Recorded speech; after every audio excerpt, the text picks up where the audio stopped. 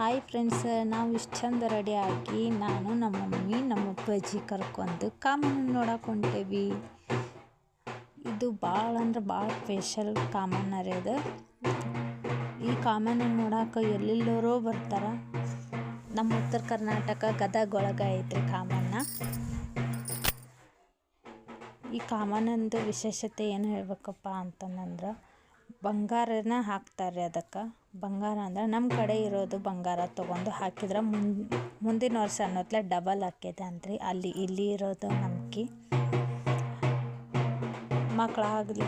ಆಗ್ಲಾರ್ದವ್ರಿಗೆ ತೊಟ್ಲ ಕಟ್ತಾರೆ, ತೊಟ್ಲ ಕೊಡ್ತಾರೆ. ಈ ಥರ ಚೀಟಿ ಬರೆದು ಕೊಡ್ತಾರೆ.